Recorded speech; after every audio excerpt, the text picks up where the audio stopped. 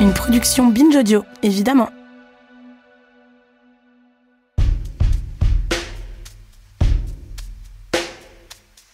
Salut chers auditorices, c'est Camille Test. Il faut que je vous parle de mon rapport à la mort. D'abord j'ai perdu mes 2 grands-pères, puis plus tard ma grand-mère. Je me souviens avoir pleuré aux enterrements, je garde précieusement des objets qui leur ont appartenu. Je chéris leurs photos, mais je sais aussi que la mort qui vient avec la vieillesse, quoique douloureuse, n'a pas été insurmontable pour moi. Et puis il y a quelques années, un ami que j'aimais très fort a disparu en mer. On avait le même âge, la même passion pour l'aventure, mais parce qu'on s'était un peu perdu de vue à ce moment-là, je n'ai pas été prévenue de sa mort et je n'ai pas pu assister aux obsèques. Alors parfois, j'oublie qu'il n'est plus là, je m'attends presque à recevoir un texto de sa part, puis je culpabilise d'avoir eu ce genre de pensée réflexe. Surtout, je crois que je ne l'ai pas encore assez pleuré. Malgré ces morts, je pense avoir été très préservée. Je vis dans un pays en paix, mes parents sont en vie, mon frère est en vie, mes meilleurs amis le sont aussi, et pour le moment, personne autour de moi n'a de problème de santé majeur. Pour autant, j'ai peur de la mort qui fauche par hasard. Une maladie, un accident, un manque de chance, une catastrophe climatique, une mort qui frappe au pire moment et qui ne nous laisse aucun autre choix que de l'affronter. En France, selon l'IFOP, 88% des gens sont angoissés par la mort, et comme moi, c'est surtout celle des autres qui elles redoutent. 83% des parents redoutent la mort de leurs enfants, 70% des gens craignent la disparition de leur amoureux ou amoureuse, et 70% des gens ont peur de perdre des amis. Si la mort est presque toujours un arrachement, je me dis aussi que si elle nous inquiète tant, c'est peut-être que malgré les milliers d'œuvres culturelles qui en parlent, on ne la comprend pas, on la gère mal, et à force d'essayer de la contourner au maximum, on la subit énormément. Sur le sujet, je dois dire que j'ai l'impression d'avoir un peu avancé grâce aux gens qui, pour nous, ont fait ce travail d'aller regarder la mort en face. Parmi ces personnes, qui en connaissent un rayon sur le sujet et qui en parlent quasiment comme de la météo, il y a Taous Merakchi et Marine Nina Denis. Merci de les accueillir chaleureusement.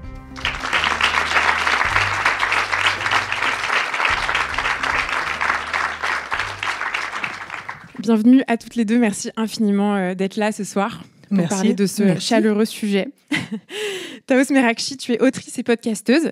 On te connaît aussi sous le pseudonyme Jack Parker. Tu as écrit presque une dizaine d'ouvrages, dont Witch Please, un livre qui aborde la sorcellerie, publié chez Pygmalion, Mortel, petit guide de survie à la mort chez Marabout, et ton dernier livre, Le Pan, récemment sorti dans la collection Bestiale chez J.C. Lattès.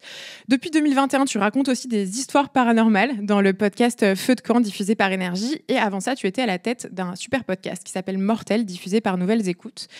Tu as aussi écrit sur les menstruations. J'ai l'impression que tu as un petit goût pour les tabous, les grands tabous de la vie.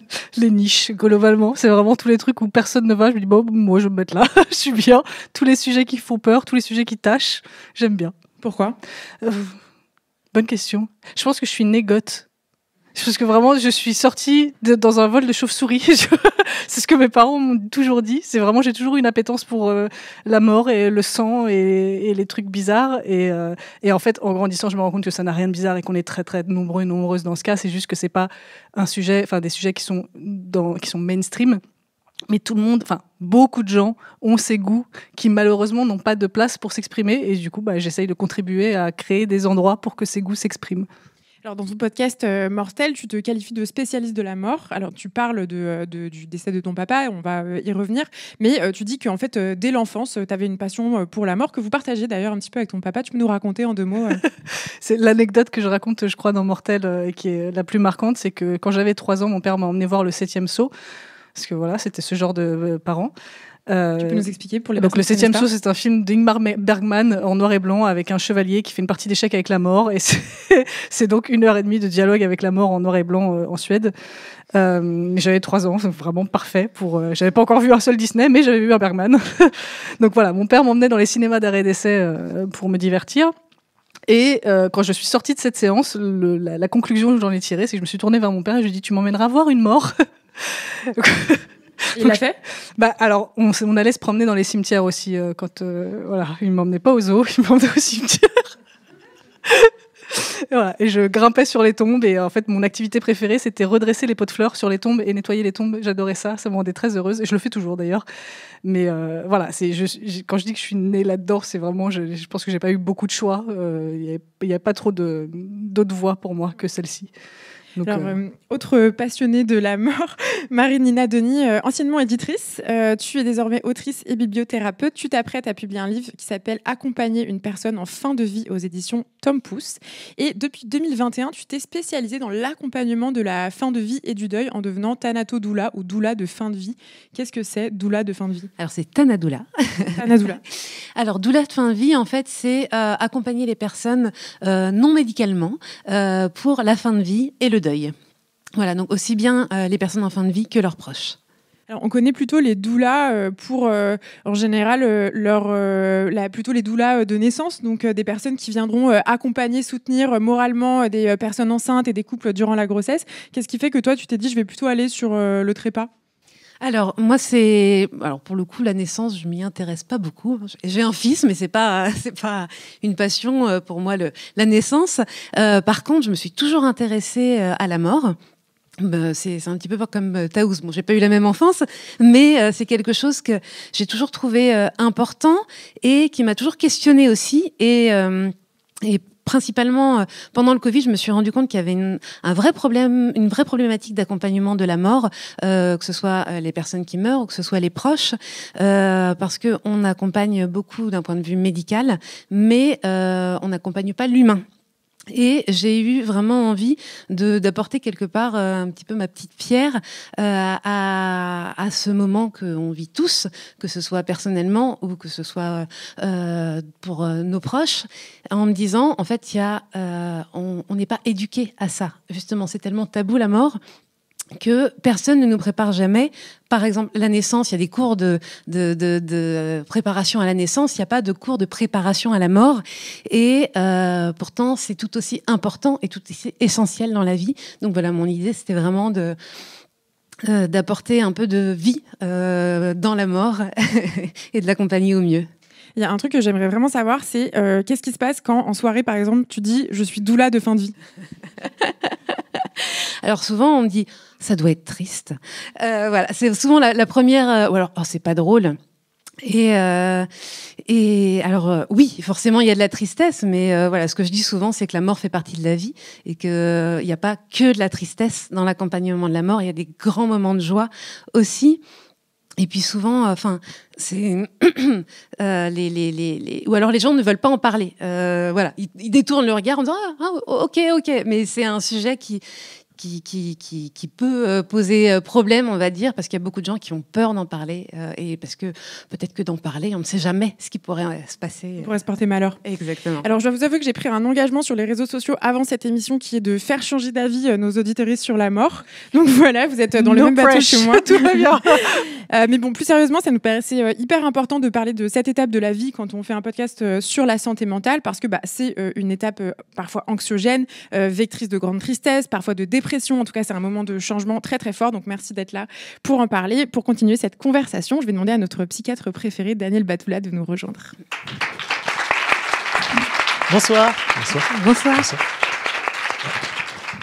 Daniel, comment la question de la mort, elle se manifeste dans ton métier? Est-ce que toi, tu es confronté à la mort en tant que psychiatre? Alors, comme je suis psychiatre, j'ai fait des études médicales. Donc, dans les études médicales, on sait que les gens ils vont finir par mourir à un moment donné de maladie ou de vieillesse, de mort plus naturelle. Donc, j'y suis confronté depuis le début de mes études.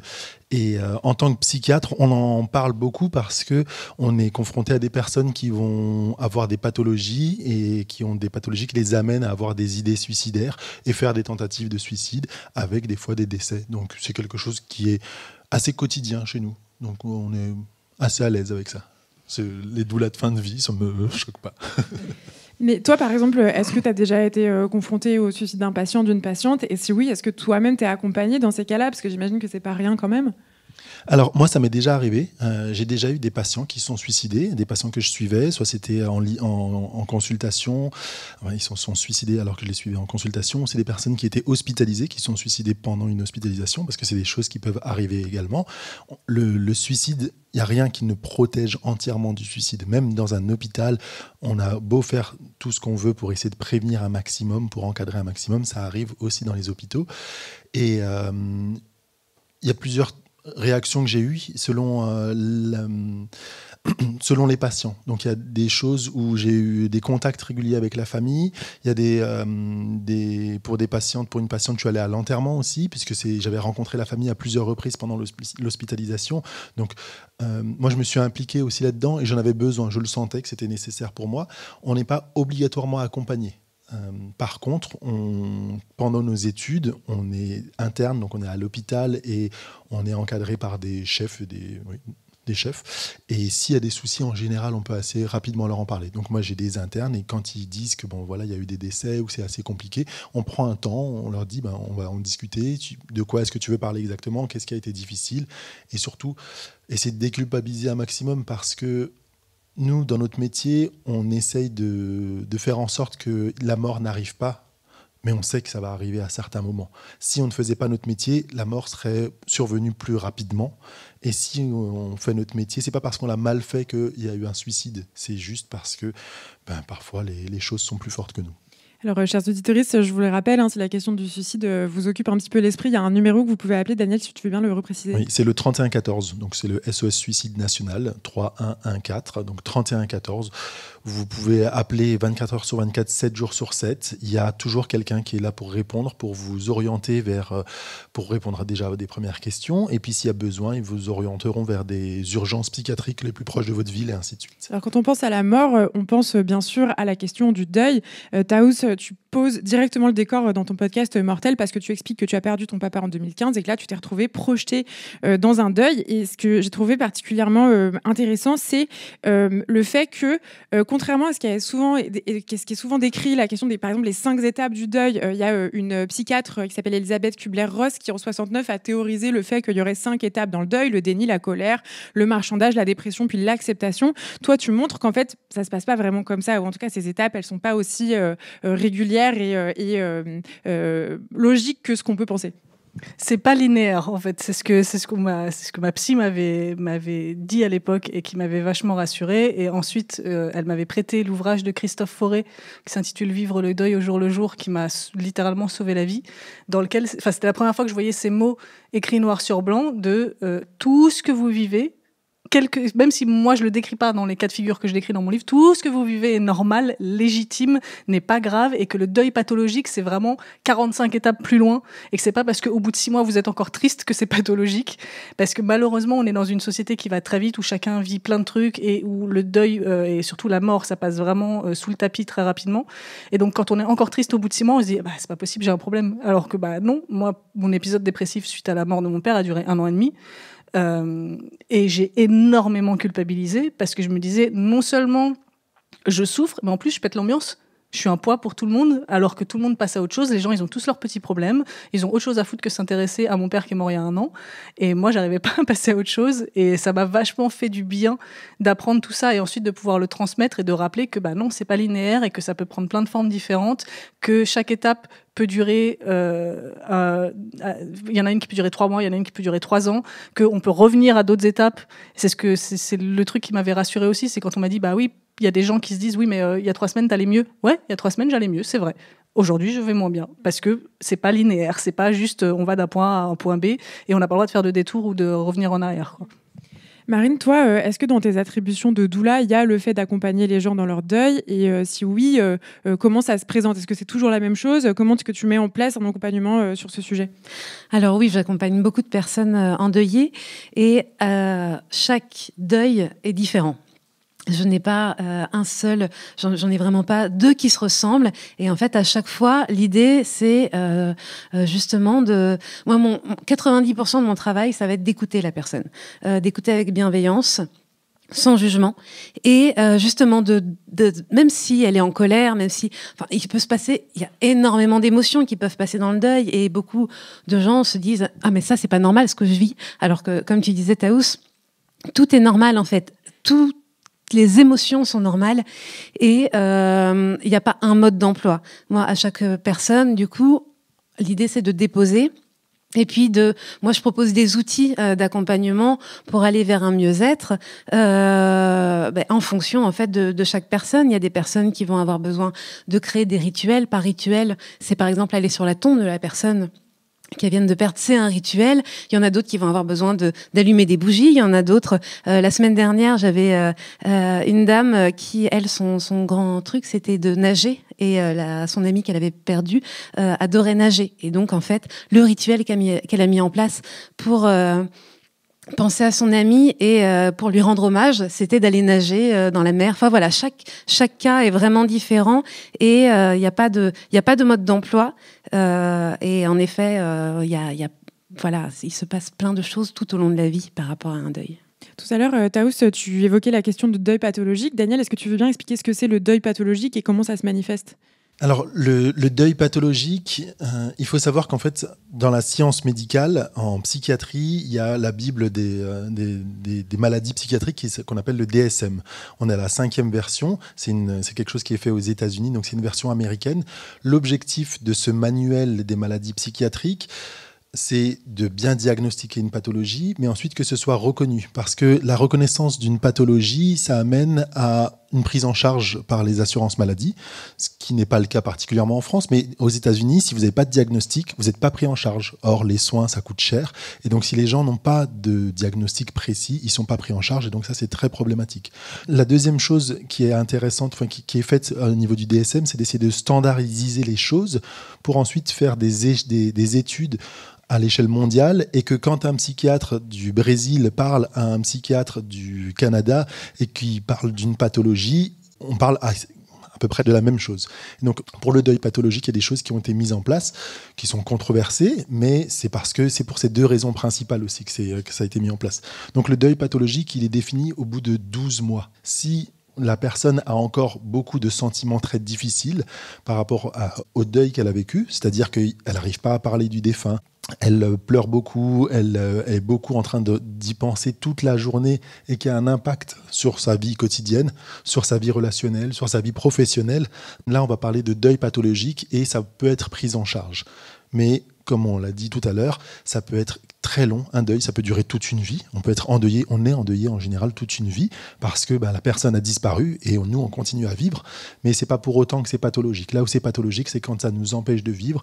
Et encore une fois, on peut poser le diagnostic pour être pris en charge dans certains pays pour avoir cette possibilité-là. Donc voilà, c'est à partir de 12 mois, on considère que c'est un deuil pathologique. Alors même quand on n'a pas vécu de deuil très difficile, on peut avoir peur. Moi, c'est vraiment mon cas. J'ai hyper peur du jour où des gens très très proches de moi vont mourir et que je vais me retrouver projetée dans un deuil. Est-ce qu'il y a des choses qu'on peut faire en amont, genre là maintenant, à partir d'aujourd'hui, pour se préparer à ce que le deuil soit moins difficile, ou est-ce qu'en fait on ne sait pas, on n'a pas le choix et on verra? Marine. Il y a rien qui prépare à un deuil, dans le sens où c'est des émotions tellement fortes, et le fait quelque part d'y penser, enfin de se dire mais comment est-ce que je vais réagir quand quelqu'un va mourir, c'est plus, je dirais que au contraire ça va plus nous plomber au quotidien. Je dirais qu'il y a déjà tellement de choses à vivre quand on est endeuillé, que ça sert à rien non plus de trop prévoir comment ça va se passer, parce que très souvent c'est un petit peu comme une naissance. Quand on a un enfant, on peut avoir prévu beaucoup de choses. Dans la réalité, ça se passe jamais comme on avait prévu, et pour moi un deuil c'est pareil.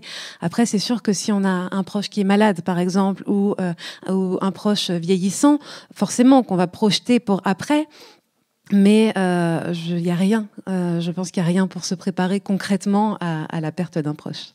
Alors Taous, dans ton podcast, tu racontes les premières heures après le décès de ton papa, et notamment des choses très réelles, très concrètes.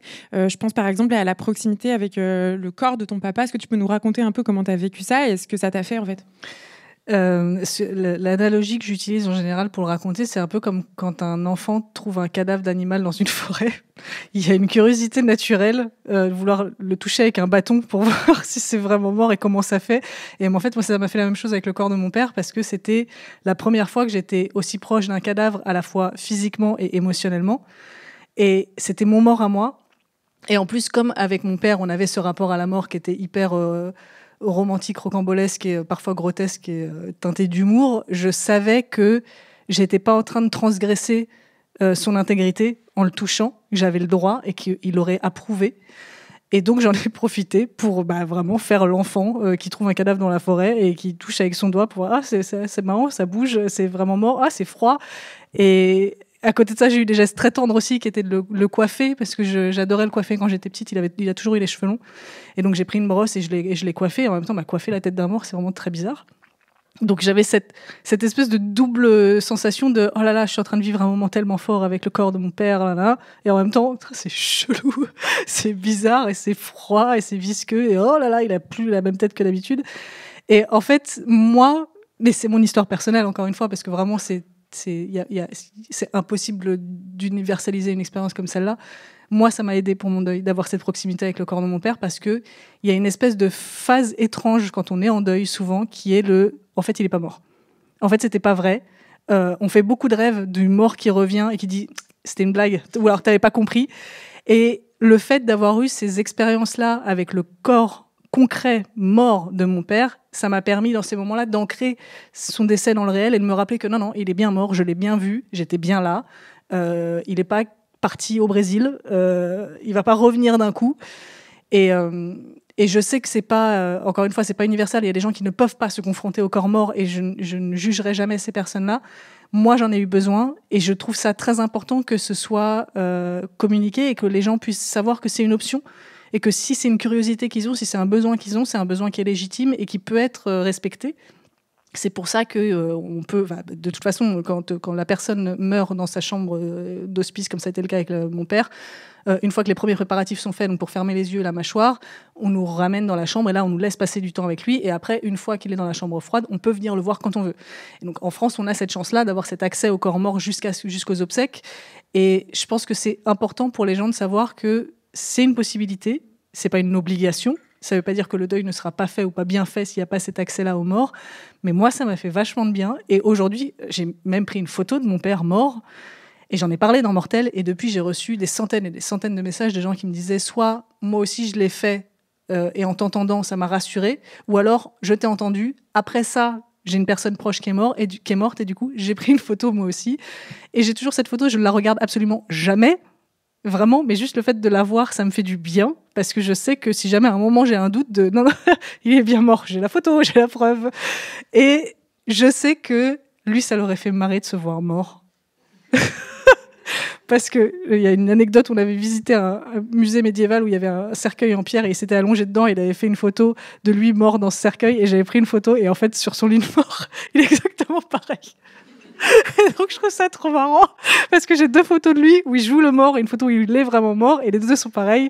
Et donc voilà, mais c'est notre histoire et du coup ça rend cette mort marrante et jolie et ça crée un récit et moi j'avais besoin de ça en fait.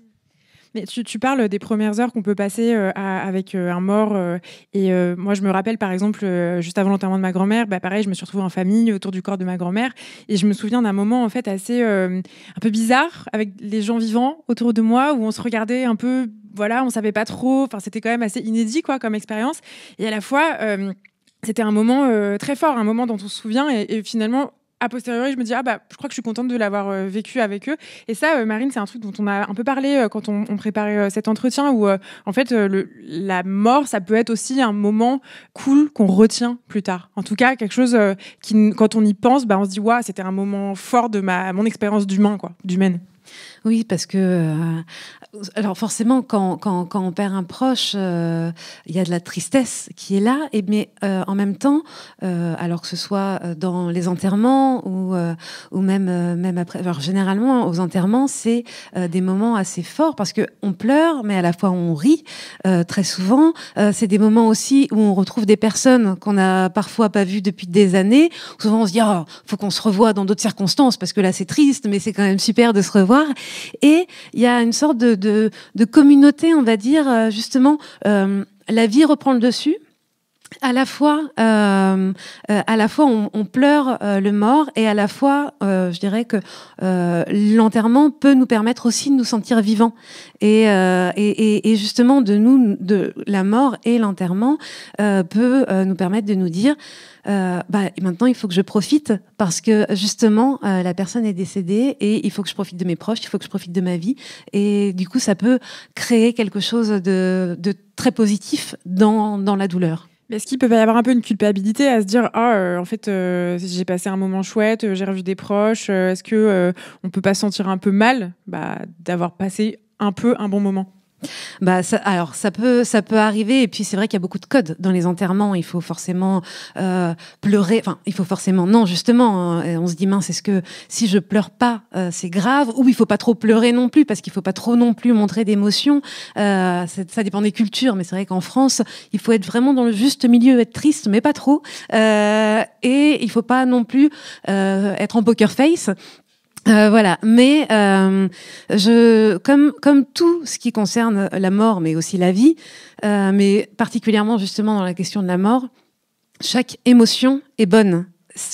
Chacun vit comme il doit le vivre, et si on n'a pas une vague de tristesse ou si on ne pleure pas à un enterrement, ce n'est pas grave. Et si on passe un bon moment parce que on retrouve des proches ou on va boire un coup ensemble après et puis qu'on rigole, ça fait partie aussi du jeu, ça fait partie du moment, et ça montre que en fait la mort et la vie ne font qu'un, et c'est important aussi.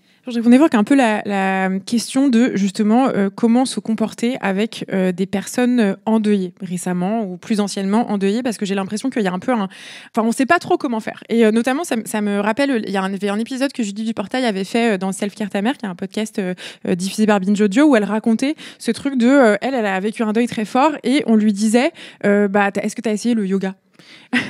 Donc j'aimerais bien que on s'arrête un petit peu avec vous sur les trucs à faire et à ne pas faire avec des gens qui sont confrontés au deuil. Vos conseils? Apporter à manger. Apporter à manger? Ouais, moi c'est vraiment le truc qui m'a manqué, parce que j'ai été bercée aux séries américaines où en fait quand il y a un mort, il y a tout le monde qui vient avec des gratins, et moi j'ai pas eu de gratin, et ça m'a énervée parce que j'avais pas la force de me faire à manger, j'étais dépressive au possible, j'avais envie de crever le rejoint de mon père, c'était le seul truc qui m'intéressait, et personne me faisait à manger, et tout le monde disait bah ouais, fais-moi un gratin et j'arrêterai de râler, au moins j'aurai la bouche pleine. Donc voilà, et après autre conseil qui je pense est plus général, c'est demander à la personne de quoi elle a besoin. Parce qu'il y a des moments où on dira juste je sais pas, et c'est pas grave de pas savoir. Et en fait, je pense qu'on a ce réflexe de quand quelqu'un va pas bien, que ce soit pour un deuil ou pour autre chose d'ailleurs, il faut apporter quelque chose, il faut servir à quelque chose. Et moi, j'ai un code avec mes meilleurs amis qui est quand on se confie quelque chose de difficile, avant de réagir, on dit toujours est-ce que tu veux mon avis ou est-ce que tu veux juste que je t'écoute? Et je pense que dans le deuil, l'avis, on peut se le foutre au cul de base. Y a pas de qu'est-ce que tu veux donner comme solution? Ressuscite-le, je sais pas. Arrête de pleurer, t'es triste, stop. Donc je pense qu'il y a vraiment besoin d'être écouté, et une personne qui est endeuillée va se répéter beaucoup. Raconter sans arrêt la même histoire, trouver des signes partout, trouver son défunt partout, voir des connexions partout, alors qu'il n'y a rien du tout. Et au lieu de dire oui, bon là, tu cherches un peu, oui, je cherche en fait, parce que je suis perdue et je suis sur une île toute seule, j'ai plus d'amarre, j'ai plus rien. Donc oui, je cherche un peu, et j'ai besoin que tu valides en disant oh ouais, c'est fou, ça doit te faire du bien. Ouais, ça me fait du bien, merci, stop. Voilà, c'est tout. Marine? Oui, c'est vrai que souvent, alors c'est très humain de faire ça, quand quelqu'un ne va pas bien, on a envie qu'il aille mieux. Donc on essaye de lui dire des phrases pour qu'il aille mieux, avec des phrases assez bateaux, justement, très souvent entendues par les endeuillés. C'est « il est dans un monde meilleur » ou « au moins maintenant il ne souffre plus », enfin voilà, ou « t'inquiète pas, ça va aller mieux bientôt ». Non, en fait, très souvent, les personnes qui sont endeuillées n'ont pas envie n'ont pas envie forcément d'aller mieux, parce que c'est pas le sujet. Ils n'ont pas envie d'être consolés. Le besoin très souvent, c'est d'être écoutés. Et voilà. Et pour moi, alors encore une fois, il y a pas de recette miracle, mais la meilleure chose à faire pour une personne endeuillée, c'est d'être disponible et de lui dire si tu as besoin de moi, je suis là. Et en effet, proposer des choses concrètes comme apporter des plats, des choses comme ça. Mais surtout, s'il vous plaît, n'essayez pas de consoler la personne. C'est contre-productif, parce que généralement, la personne endeuillée va se replier sur elle-même en se disant mais en fait, ça sert à rien. C'est pas là, j'ai pas besoin d'être consolée, j'ai juste besoin d'être écoutée. C'est ça le plus important, écouter. Effectivement, c'est un petit peu comme on l'avait déjà vu dans un épisode ici sur la dépression. Le deuil, c'est un stade quasiment assez proche de la dépression, sauf qu'on a une origine, on comprend un petit peu d'où est-ce que ça vient, cette grande tristesse, ce sentiment de vide qui nous submerge. Donc l'idée, c'est de faire exactement la même chose, c'est-à-dire d'écouter la personne et de demander où est-ce que tu en es dans ton deuil et comment est-ce que je peux t'aider. Et puis voilà, et c'est tout. On n'a pas besoin d'essayer d'inventer l'eau chaude ou de faire quoi que ce soit pour essayer de rassurer la personne. Non, on a juste à l'écouter. Et je voudrais juste rajouter quelque chose. Très souvent, il y a la problématique aussi de ne pas oser parler de la personne qui est décédée, de pas ni prononcer son nom, ni parler d'elle. Et sachant qu'une personne endeuillée, généralement, pense tout le temps à la personne qui est décédée. Donc, le fait de la nommer, le fait de parler d'elle, même de raconter des anecdotes, c'est quelque chose qui peut faire aussi beaucoup de bien. Et voilà. Et surtout, il ne faut pas avoir peur de prononcer le prénom, d'en parler, parce que souvent, c'est des choses qui font du bien aussi à la personne endeuillée. Mais parce que c'est vrai qu'on peut se dire, si ça se trouve, elle n'est pas en train de penser à ça et je vais la remettre dans son deuil. Ça peut être un peu difficile, du coup, de prendre cette décision, de prendre le risque de remettre la personne dans ses difficultés, quoi. Oui, après, chacun fait comme il le sent, mais encore une fois, très souvent, une personne endeuillée pense tout le temps à la personne qu'il a perdue. Donc, ça va pas. C'est pas parce qu'on va lui en parler que d'un coup, il va y repenser. Alors, j'ai l'impression que souvent, c'est des histoires qu'on m'a relatées de personnes qui vivent des deuils très durs. Je pense par exemple à des décès d'enfants, malheureusement, ou ce genre de choses, et qui en fait, ça fait partie de leur vie, ça fait partie de leur expérience. Et en même temps, c'est très difficile d'en parler parce que voilà, je sais pas, on va être dans un resto et on va raconter le drame qu'on a vécu, et tout à coup, tout le monde va se glacer un petit peu, va pas savoir comment répondre. Et à la fois, j'ai l'impression que c'est une violence de plus que de ne pas pouvoir raconter les deuils qu'on a vécus. Donc, comment est-ce que on fait pour accueillir ça au mieux ? Tout dépend de la personne qui est en face. Je n'ai pas de réponse préfaite là-dessus, mais je dirais que ce que je pourrais donner, on va dire, comme roue de secours pour une situation comme ça, c'est l'écoute bienveillante. C'est-à-dire que quelqu'un va parler de son enfant qui est décédé et de répondre à... Si on n'est pas au courant, par exemple, tu as des enfants, tu as cet enfant... Enfin, rebondir, en fait, ton enfant est décédé et poser des questions, pas forcément sur le décès, mais sur son enfant. Comment est-ce qu'il s'appelait ? Comment est-ce qu'il s'appelle, d'ailleurs ? Ne pas parler au passé. Comment est-ce qu'il s'appelle ? Enfin, voilà, d'ouvrir la conversation. Et puis, si la personne a envie de la fermer, elle la ferme. Et si elle a... elle ferme la conversation, pardon. Et si elle a envie d'en parler, ça lui laisse l'espace pour en parler aussi. Mais y a rien de pire que quelqu'un qui te dit « Ah bah...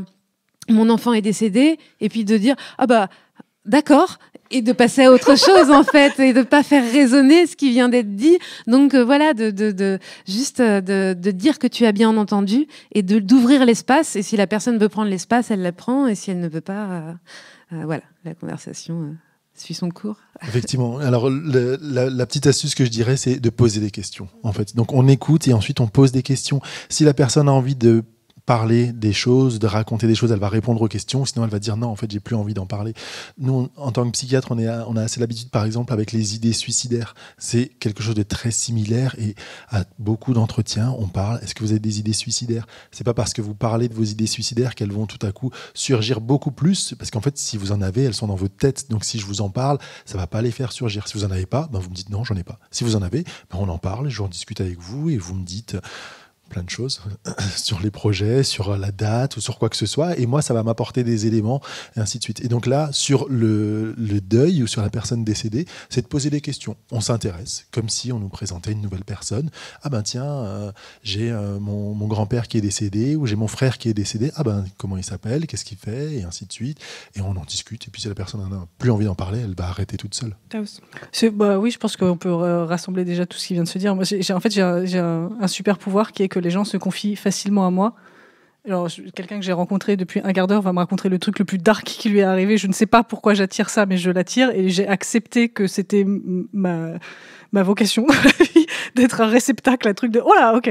Comme je peux l'encaisser, je me dis bon voilà, c'est moi, ça me fait pas de mal d'entendre ces histoires-là, donc je les écoute. Et le truc que j'ai développé pour pas me retrouver bête à chaque fois qu'on me sort quelque chose, c'est effectivement d'écouter, de poser des questions. Et l'astuce que j'ai, c'est quand c'est de répéter une partie un bout de ce que la personne vient de me dire et le transformer en question, pour être sûr de pas poser de questions sur un truc qui n'a pas été abordé, pas mettre les pieds dans le plat et juste faire une espèce de continuité.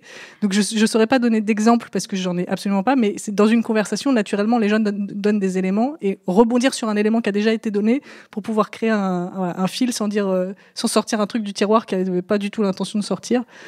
Donc voilà, mais ça a fait ses preuves, et je vois que parfois il y a des gens qui me remercient en disant je me rends compte que je suis désolée, je t'ai balancé ça, mais je crois que j'avais juste besoin d'en parler et d'être écoutée. Ok, allons-y. je veux dire, c'est justement ça le principe de l'écoute bienveillante, c'est-à-dire que on va écouter, mais en plus on va montrer à la personne qu'on a écouté ce qu'elle vient de nous dire en répétant certains éléments de ce qu'elle vient de nous dire. Donc ça veut dire que oui, je t'écoute, mais en plus je m'intéresse à ce que tu viens de dire puisque je le répète, donc je l'ai entendu et j'ai pas juste hoché la tête puis Dieu.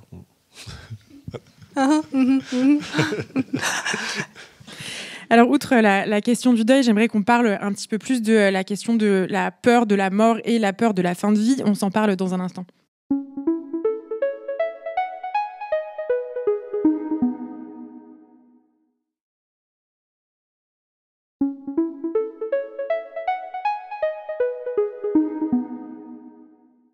Dans cet épisode d'Encore Heureux, on se questionne sur la mort avec Taous Merakchi, Marine Nina Denis et Daniel Batoula.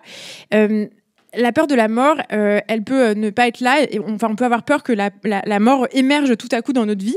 Et parfois, on peut ne pas du tout avoir peur de la mort et tout à coup se mettre à avoir peur de la mort. Et Taous, toi, c'est ce que tu racontes. Tu es devenue maman récemment et tu as découvert en fait la peur de la mort un peu sur le tard, il faut bien le dire. J'étais très heureuse, je me vantais partout, j'en ai même parlé justement dans Mortel. J'étais très heureuse de dire que j'avais jamais eu peur de la mort et que j'avais pas peur de la mort, et puis je suis devenue maman. Et 10 mois après la naissance de ma fille, on m'a diagnostiqué un cancer du côlon. Aujourd'hui, je suis en rémission, tout va bien, ma fille va bien aussi. Elle est née en plus avec 2 mois d'avance dans une ambiance catastrophique. Donc en l'espace d'1 an, j'ai frôlé la mort, ma fille a frôlé la mort, et je me suis retrouvée confrontée donc à des morts qui étaient moins naturelles que celles de mon père. Et je me suis rendu compte que quand on m'a donné ce diagnostic, que si c'était arrivé 10 mois plus tôt, 19 mois plus tôt, j'aurais été plus à l'aise. Alors pas non plus détente, youpi, je vais mourir d'un cancer, c'est chambé, c'est exactement ce que j'avais prévu, surtout à cet âge-là. Mais j'aurais été plus détendue alors que là, j'avais un enfant qui ne me connaissait pas encore, parce qu'à 10 mois, je suis une entité floue. Mon mec, en pleurant, m'a dit « J'ai pas envie qu'elle te connaisse qu'à travers nos souvenirs ».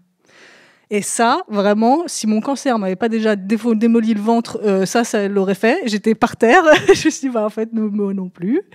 Et j'ai découvert ce que c'était d'avoir peur de la mort. Et après, par extension, évidemment, j'ai peur que mon enfant meure. Donc ça, voilà, c'est 2 trucs où j'étais pas prête à faire face à ça. Et ça m'a bêtement fait une blessure d'ego. Parce que j'étais tellement fière de dire mais j'ai pas peur de la mort, moi demain je meurs, j'en ai rien à foutre. Et là d'un coup j'avais très très peur, et donc j'ai ce tatouage de crâne sur le bras que j'ai fait bien avant toute cette histoire-là. Notamment, il est très mignon, il a une petite tête toute mignonne parce que c'était pour mon rapport à la mort qui a toujours été un rapport très mignon. Et quand j'étais sur le brancard en route vers le bloc opératoire pour me faire enlever ma tumeur au côlon, l'anesthésiste essayait de me changer les idées, donc il me parlait de mes tatouages, il me dit « Ah, ça c'est pourquoi ?» C'est parce que j'ai pas peur de la mort. Et en fait, j'étais justement en train de me dire « Eh ben là, peut-être que je me réveille pas et peut-être que ma fille me connaîtra jamais, et c'est horrible. » Et donc voilà, ça a été tout un apprentissage avec lequel je suis encore en train de me débattre, parce que de temps en temps, il m'arrive un truc où je me dis « Oh, ça se trouve, je vais mourir là. » Et ma première pensée, c'est me dire et après j'ai le visage de ma fille, je me dis oh non, j'ai pas envie. Et c'est découvrir la peur de la mort sur le tard, c'est nul. Et un peu dans ces nouvelles choses qui nous projettent un peu dans la peur de la mort, alors moi je me suis rendu compte que j'ai eu tout à coup, quand j'ai pris conscience des enjeux climatiques de ce monde, j'ai eu ça en fait, le truc de tout à coup j'ai peur de mourir dans un ouragan climatique. Est-ce que le changement climatique, les transformations environnementales terribles qui nous attendent, est-ce que pour vous elles ont un peu changé le rapport à la mort ? L'épidémie de Covid-19 a changé le rapport à la mort qu'on a, parce que c'est une épidémie mondiale qui est arrivée et on a vu plein de gens décéder, des jeunes, des moins jeunes. La mort, c'est censé arriver à un certain âge, c'est censé arriver aux personnes âgées, une mort naturelle. Quand ça arrive à des jeunes parents, à des enfants, c'est beaucoup plus tragique, beaucoup plus difficile à envisager, à imaginer et à vivre. Et donc là, quand on a une épidémie avec plein de gens qui meurent, waouh, ça met un gros coup. Et donc maintenant, on a beaucoup plus conscience du fait qu'il y a une énorme fragilité qui peut survenir, et avec les catastrophes climatiques qui peuvent arriver, et avec d'autres épidémies qui peuvent arriver, je pense que le niveau d'anxiété face à la mort a augmenté. Et est-ce que justement, ça peut pas être source de mise en mouvement, une sorte d'éco-anxiété poussée à l'extrême, qu'on peut peut-être transformer en un carburant pour se battre, justement parce qu'on n'a pas envie de mourir dans un cataclysme en fait? Il y a beaucoup de choses qui ont été mises en place justement depuis l'épidémie, notamment dans le domaine du funéraire et dans tout ce qui entoure la mort, notamment, du coup, j'en suis l'exemple des gens qui commencent à s'intéresser justement à comment accompagner au mieux la mort pour éviter justement ce qui s'est passé pendant le Covid, des familles qui peuvent pas dire au revoir, des gens qui meurent seuls. Et voilà, donc il y a beaucoup, notamment, voilà, le métier de Tanadoula a explosé à moindre échelle. Hein. Moi, quand j'ai commencé en 2021, on était 4, je pense, en France. Aujourd'hui, on est plusieurs dizaines sur tout le territoire. Mais même, je pense que le rapport d'accompagnement est différent et les gens se renseignent peut-être plus aussi. Il y a pas mal d'initiatives qui sont nées suite justement au Covid qui font que, alors ça n'empêche pas la mort, mais en tout cas, ça permet de l'accompagner, de le faire plus en conscience et de mieux informer les gens sur la mort. Et au final, plus on connaît quelque chose, moins on en a peur. Et ça, c'est essentiel aussi. Et mieux on est accompagné, moins on a peur aussi. Et c'est important.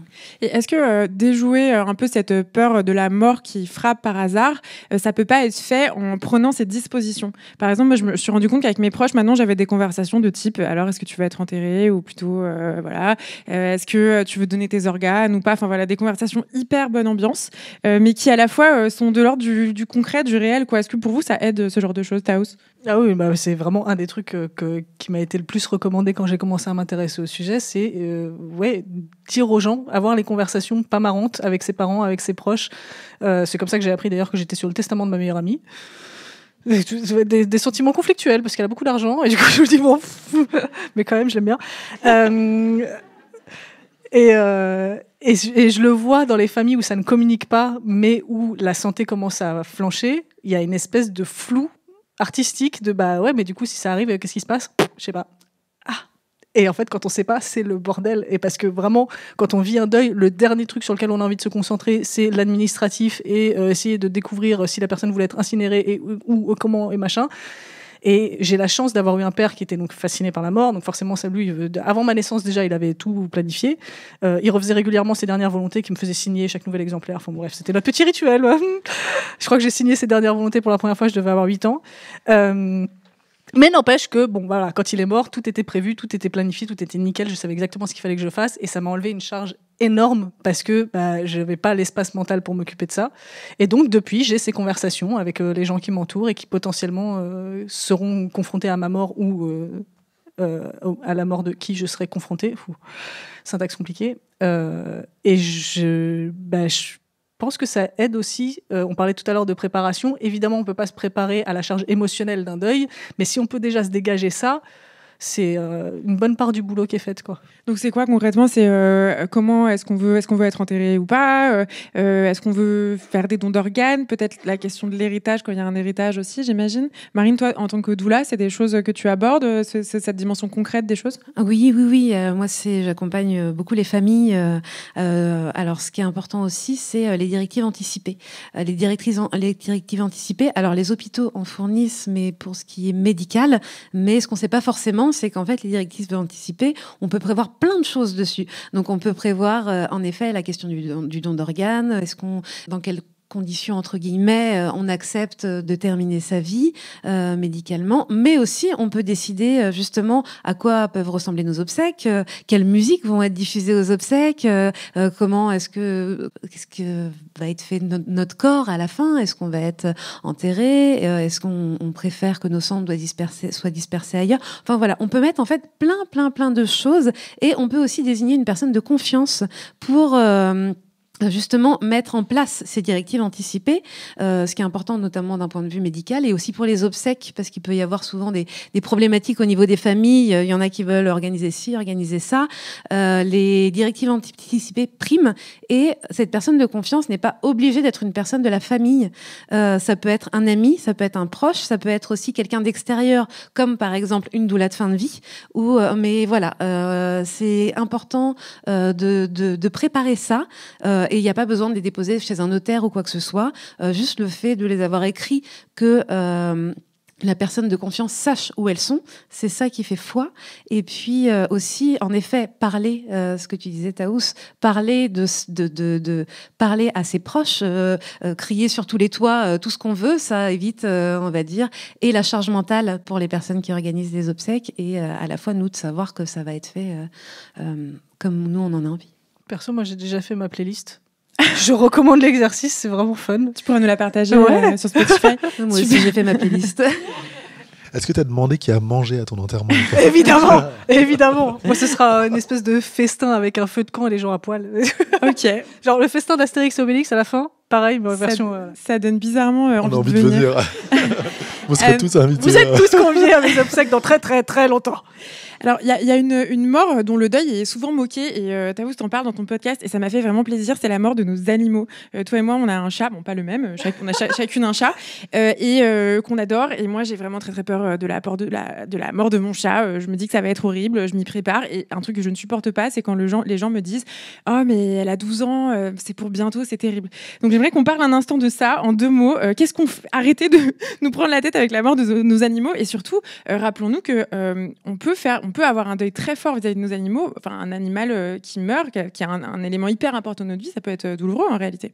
Mais c'est vrai, c'est cette question de parler de l'âge, vraiment, c'est comme si tu te dis, je suis allée au ciné avec ma grand-mère. Ah ouais, elle a quel âge? 87. Ça va pas, non? Et en plus, vraiment, mon chat, c'est mon premier enfant, donc ça ne va pas le faire. Mais oui, il y a un manque de respect total du deuil de l'animal que je comprends dans l'absolu. Mais quand on a eu un lien avec un animal dans sa vie, je comprends pas qu'on se dise « Ah ouais, c'est pas grave, ça va passer ». C'est pas le hamster que t'as eu pendant 3 semaines et sur lequel tu t'es assis sans faire exprès quand t'avais 5 ans, quoi. C'est vraiment, en plus, un chat que t'as eu pendant plus d'une décennie. Je vais pleurer.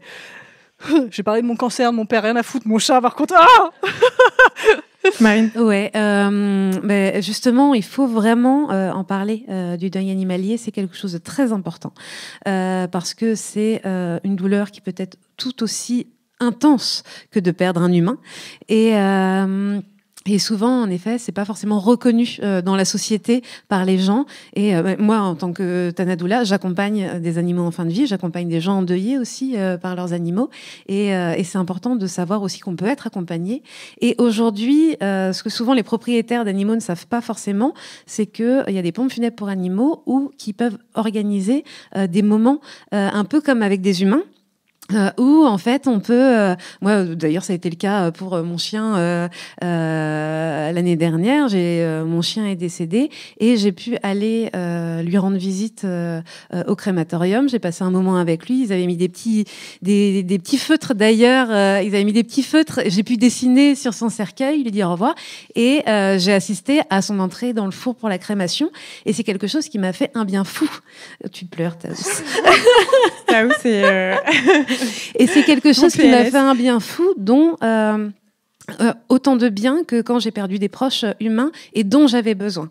Et voilà, et c'est très important de légitimer la douleur qu'on peut ressentir quand on perd un animal. Et je rajouterai encore, pour mes collègues ou pour les autres personnes qui sont des thérapeutes, quand vous parlez à des patients et quand vous demandez les personnes de leur famille, pensez à demander leurs animaux aussi. Moi, dans mes observations, il y a le nom des animaux qu'ils ont. Et effectivement, quand j'ai rencontré un malade la semaine dernière, on a discuté qu'il allait mal, il a été amputé et il avait perdu son chien il y a 3 semaines avant. Et en fait, c'était...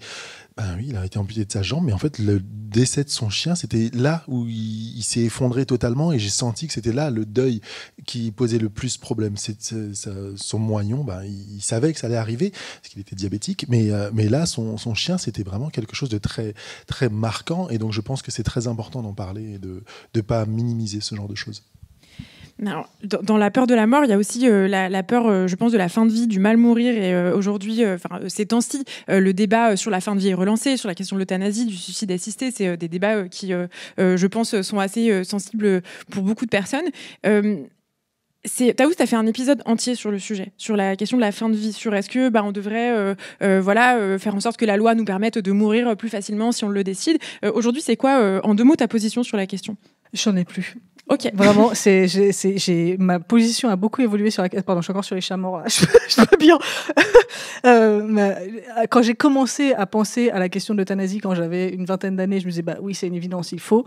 Après, j'ai rencontré des gens qui ont travaillé aux soins palliatifs, j'ai rencontré des soignants, j'ai rencontré des gens endeuillés qui ont eu des personnes à qui on a donné un diagnostic terminal et qui, en fait, se sont retrouvés à vivre des derniers mois super en soins palliatifs, alors qu'à l'origine, ils s'étaient dit, bah, dès que j'ai le diagnostic, je meurs.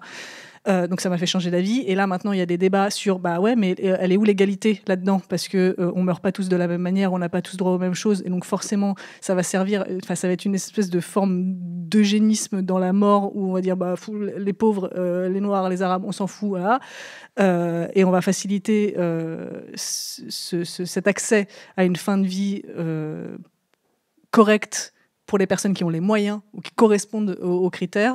Donc, il y a tellement de facteurs que même la personne que j'ai... Alors, je ne sais pas où elle en est aujourd'hui.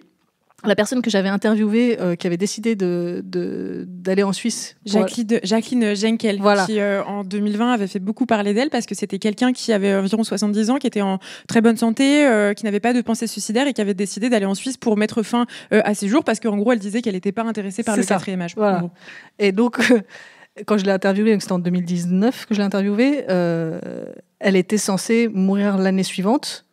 Et en fait, elle a changé d'avis. Donc, je ne sais pas où elle en est aujourd'hui, mais genre 2-3 ans après, j'ai vu que finalement, elle avait dit « Moi, non, je vais continuer à rester en vie ». Donc, je pense que il y a encore beaucoup, beaucoup de travail à faire là-dessus. Je n'ai pas d'avis. Je pense que c'est difficile d'avoir un avis. Il me semble que ce qu'elle disait et qui était hyper intéressant, c'était que, en fait, si aujourd'hui on pensait la fin de vie différemment que par exemple dans des EHPAD absolument sordides, et ben peut-être qu'en fait on serait pas tant intéressé par l'idée de mettre fin à nos jours plus vite. C'est le truc que j'ai découvert en fait en penchant sur la question, c'était que la question n'était pas de oh là là, j'ai pas envie d'agoniser et de que ma mort dure trop longtemps. C'est en fait les conditions dans lesquelles on meurt quand on a un diagnostic problématique sont tellement atroces que évidemment on n'a pas envie de ça, on n'a pas envie de souffrir, on n'a pas envie de voir les gens souffrir, sauf que quand on est bien pris en charge, il y a plein de gens, et justement j'en avais parlé aux gens qui travaillent aux soins palliatifs quand j'ai fait Mortel, il y a ce que tu disais tout à l'heure, dans la mort il y a des joies immenses, et les employés des soins palliatifs me disaient on a célébré des naissances, on a célébré des mariages, on a célébré des anniversaires, il y a eu des fêtes incroyables de gens qui étaient persuadés qu'ils allaient mourir dans la semaine et qui ne voulaient pas rester plus longtemps, et qui en fait 6 mois plus tard étaient là en train de se dire oh, encore 3 mois de plus, franchement je les prends, pas de problème. Alors tu me tends une perche sur la question de la joie dans la mort, et Marine, toi tu organises des apéros de la mort, donc pour le coup quand j'ai appris ça, j'étais un peu ok, bizarre. Est-ce que tu peux nous expliquer en quoi ça consiste ? Alors, les apéros de la mort, sachant que c'est porté par une association qui s'appelle Happy End, et ça se passe un petit peu partout dans toute la France. Et donc, moi j'anime les apéros qui se passent à Nantes. Et en fait, c'est un espace, on se retrouve dans un bar, on commande des verres, et puis tout le monde peut venir, qu'on soit endeuillé ou pas, ou juste qu'on a envie de parler de la mort, qu'on se pose des questions. Et l'idée, en fait, c'est pendant 2 heures, on parle de la mort librement. L'idée, c'est vraiment de détabouifier le sujet, et puis voilà. Donc, alors c'est sûr qu'on pleure, mais on rit aussi. Mais l'idée, c'est vraiment de pouvoir libérer la parole. Et pour des gens, très souvent, en fait, les gens qui viennent aux apéros disent, je peux pas en parler à mes proches. Alors soit c'est parce qu'ils ont perdu quelqu'un et qu'ils n'ont pas forcément de résonance autour d'eux, soit c'est parce qu'ils ont envie de parler de la mort, qu'ils ont envie de parler de la fin de vie, leur propre mort ou celle d'autres personnes. Et voilà. Et l'idée, en fait, c'est vraiment d'ouvrir des espaces de parole libre où chacun puisse s'exprimer, où les gens puissent échanger sur ce sujet pour parler de ça. Est-ce que vous pensez que culturellement, on pourrait faire en sorte d'avoir, notamment dans le cadre des funérailles,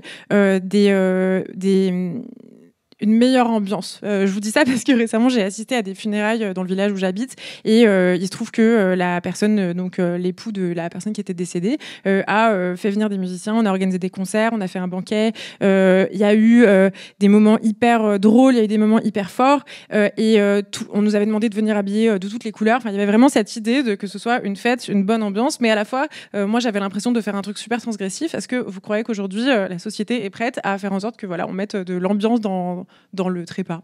C'est difficile d'aller contre la culture, mais ça ne veut pas dire qu'elle ne peut pas évoluer. Et moi, je sais que ma famille maternelle est d'origine algérienne. Et donc, les enterrements, chez nous, c'est des fêtes. C'est peu importe qui on l'enterre, pourquoi on l'enterre. On a toujours réussi à faire des gros stuff. Quand on a enterré mon grand-père, on a dansé autour de sa tombe. Et il y avait tous ses voisins blancs qui étaient autour de nous. Oh, ils sont marrants, ces gens-là.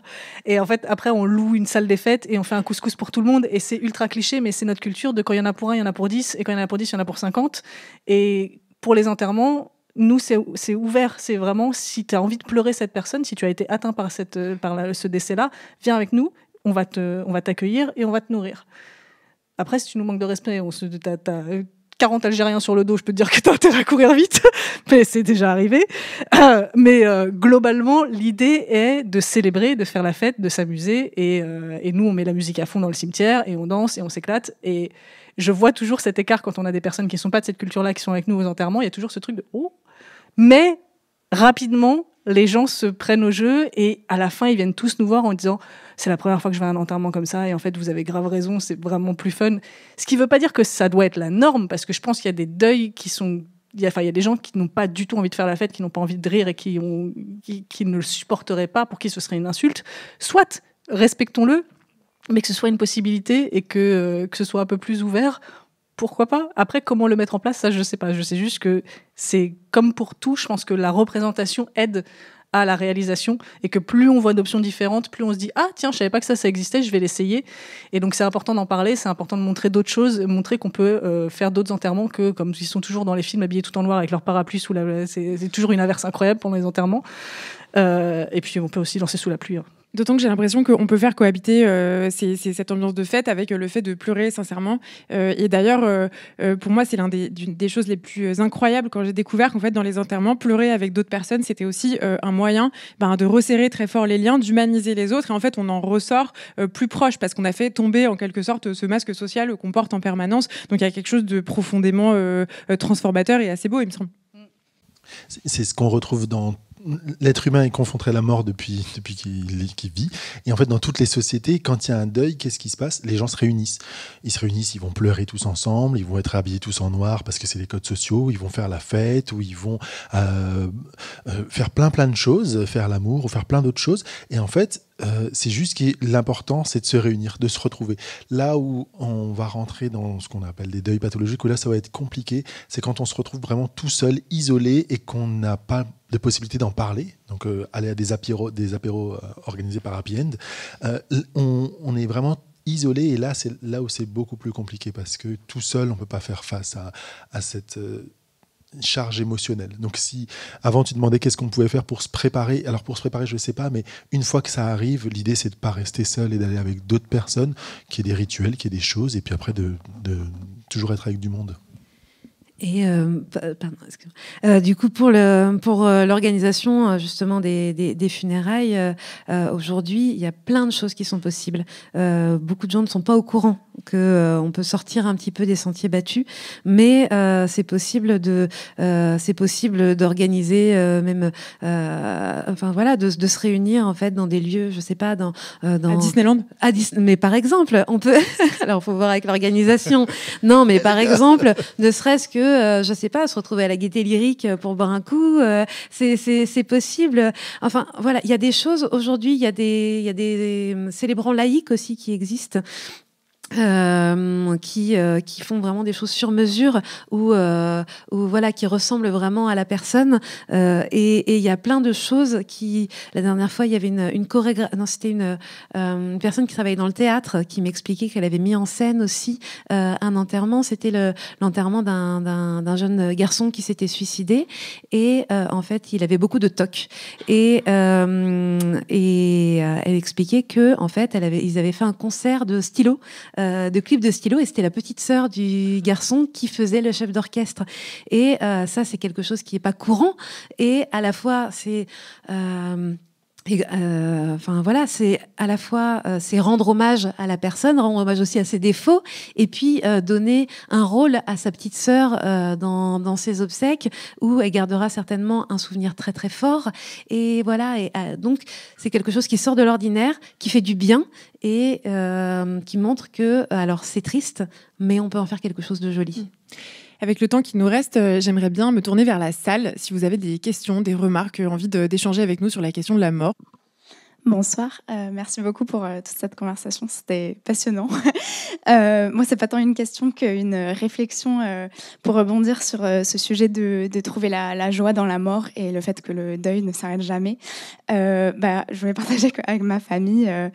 Donc, cet été, ça fera 10 ans que ma grand-mère est décédée et on organise un grand festival pour les 10 ans de sa mort où vraiment pendant 3 jours, on va faire la fête, on va aller danser au cimetière, on s'est organisé avec la ville, etc. Et parce que déjà, il y a 10 ans, on avait fait une flash mob, on avait mis des couleurs et tout ça. Et il y a 10 ans, c'était déjà possible. Donc, en fait, il faut tester, il faut tenter. Et donc là, on invite tous les gens qui ont parcouru un bout de chemin avec elle à revenir partager des souvenirs parce que 10 ans plus tard, elle est encore là, encore plus qu'avant d'ailleurs. Et voilà, et c'est important de ne pas oublier, d'en parler et de célébrer les gens qu'on aime.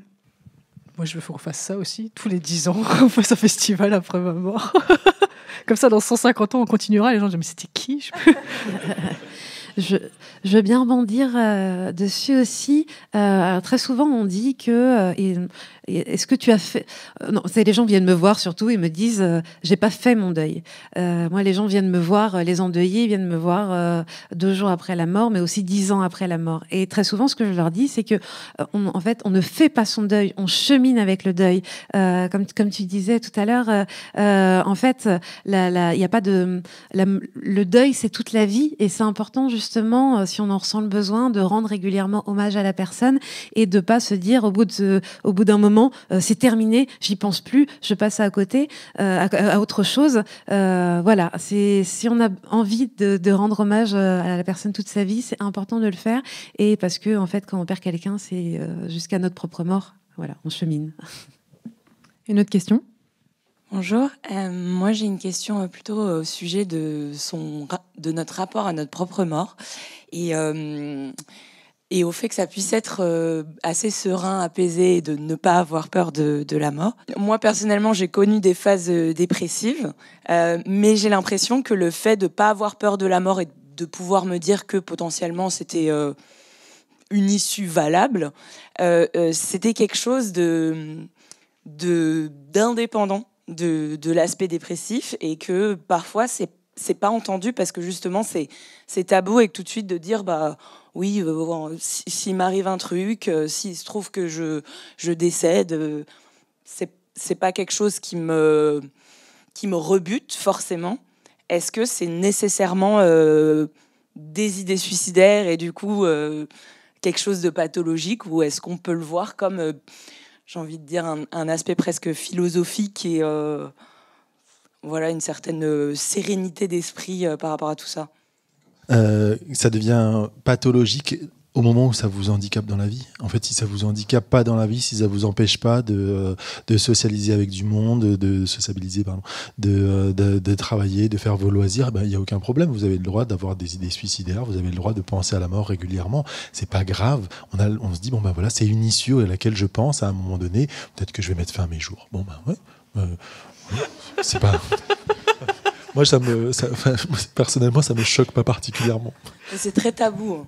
Oui, pour le coup, si ça peut aider à briser le tabou, j'ai 36 ans et je pense à comment je pourrais me suicider tous les jours, sauf que ça fait très longtemps, en vrai, j'ai été en dépression pendant très longtemps, ça fait longtemps que je suis guérie, j'ai plus du tout envie vraiment de mourir, mais parfois je m'ennuie, je me dis là, si je me tuais, je le ferais comment? Ou alors je suis sur le quai du métro, je me dis peut-être que là je saute, on sait pas. Et en fait, en parlant avec mes proches, je me rends compte que c'est hyper courant et que c'est une espèce de... C'est comme, tu sais, quand il y a du feu, tu dis, ça se trouve, je peux mettre ma main dedans. C'est comme ça que tu te contrôles pour ne pas le faire, justement. Et je sais que moi, j'ai aussi beaucoup de pensées intrusives. C'est une autre question, les pensées intrusives, et ça ne concerne pas tout le monde pour le coup, mais je sais que moi, j'en ai beaucoup. Et c'est un truc avec lequel je vis constamment de... peut-être là, je tue quelqu'un et je meurs derrière, je sais pas. Mais voilà, c'est des confessions tout à fait saines et normales. J'ai plus de psy, écoutez, elle m'a larguée, elle m'a dit que j'étais guérie, donc maintenant vous êtes avec moi. C'est tout pour vous. Mais bon, bref, tout ça pour dire que je pense que moi, ça a contribué à mon rapport sain avec la mort, c'est justement de l'avoir avec moi tout le temps et de me dire, peut-être à un moment, juste elle va me mettre un coup de coude en disant, allez, c'est le moment. et ben au moins voilà, je sais à quoi m'attendre au lieu de faire ah ça n'existe pas. Je pense que ça m'a vachement apaisée. On va terminer là-dessus. Désolée. Une magnifique conclusion, Taos. Merci beaucoup. Marie-Nina Denis, Taos Merakchi, Daniel Batoula, merci infiniment d'avoir été là pour parler de la mort avec une petite ambiance quand même. Merci beaucoup. On a bien rigolé. Chers auditeurs, merci aussi à vous d'être là. Pensez à vous abonner à Encore Heureux et à nous mettre 5 étoiles sur votre application de podcast. On se donne rendez-vous sur Instagram @EncoreHeureuxPodcast, sur le site de binge.audio. Merci aussi au public de la Gaieté Lyrique. L'émission a été réalisée par Pauline Lagache et produite par Charlotte Bex. Merci beaucoup. Merci Camille.